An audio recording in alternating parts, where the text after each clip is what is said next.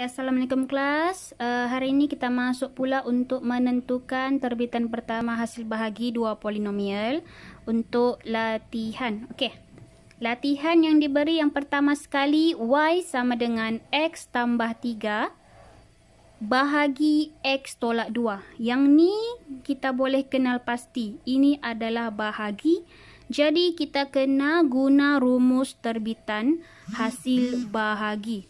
Okey, yang kita sudah guna sebelum ni. Y sama dengan U bahagi V. Okey, maknanya di sini U, V yang mana kita boleh letak di atas adalah U, di bawah adalah V. Okey, kita kena kenal pasti dahulu. Kenal pasti. Seterusnya, bila sudah kenal pasti,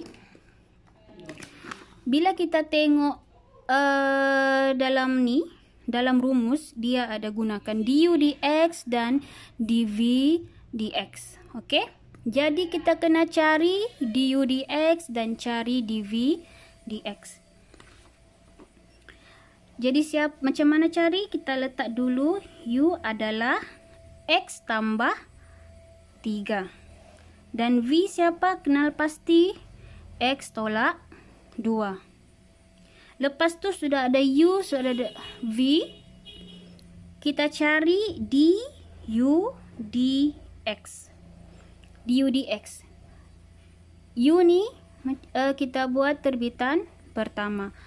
X dia akan jadi 1. Manakala positif 3 di belakang, dia akan jadi kosong. Jadi kosong lah. Ini asas kepada terbitan pertama. Manakala V pula, dV dx sama dengan x akan jadi 1. Dan di belakang negatif 2 dia akan jadi kosong. Okey? Kita ada sudah lengkap u du dx, v dv dx. Seterusnya, tengok rumus. Macam mana kita buat rumus?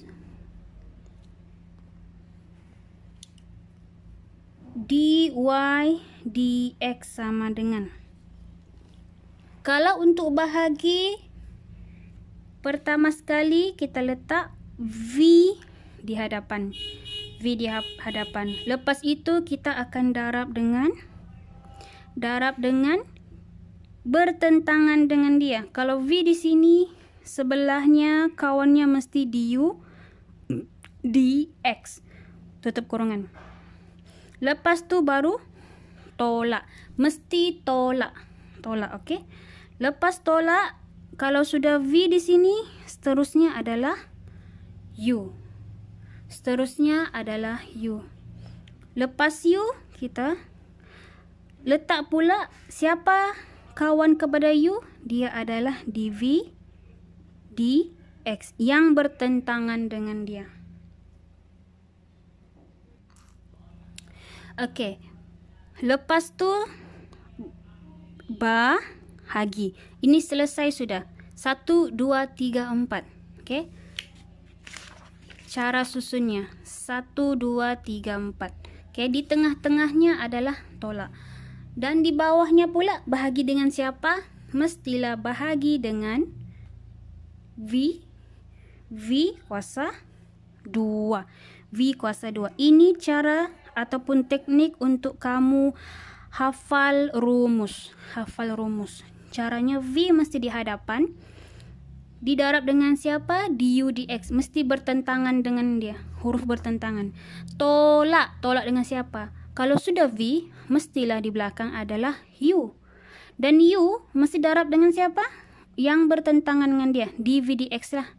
Bukannya u darab du dx. Salah sudah.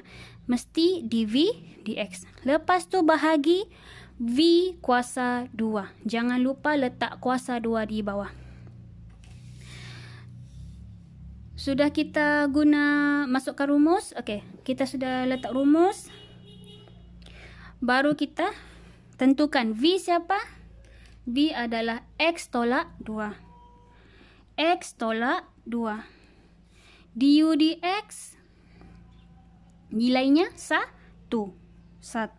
Lepas tu tolak dengan U. U adalah X tambah 3. X tambah 3. Dividi X. Siapa dividi X? Nilainya 1. Darab dengan 1. Letak kurungan supaya kita boleh tahu semua ini didarab. Ini didarab. Tengah-tengah sahaja yang tolak. Bahagi V kuasa 2. V kuasa 2 adalah X tolak 2. Jadi letak X tolak 2 kuasa 2. Mesti kuasa 2 sebab di sini sendiri sudah V kuasa 2. Kita sambung. Okey.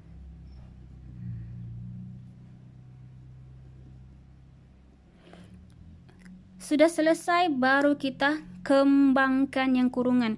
1 ni didarab dengan negatif 2 dan X. Ini pun sama. 1 darab dengan 3 darab dengan X.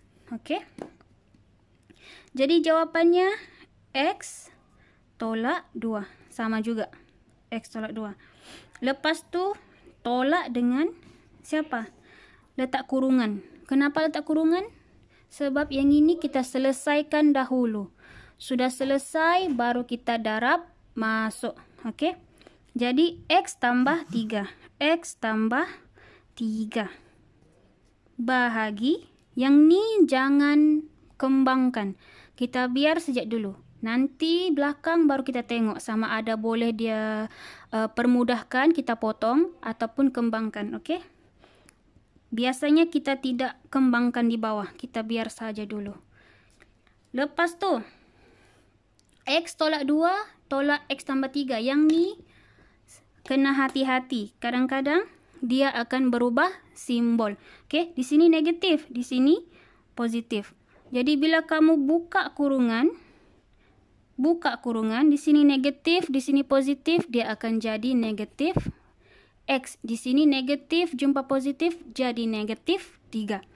Ini di depan salin balik sebab dia tidak mempengaruhi. Okey, tidak mempengaruhi.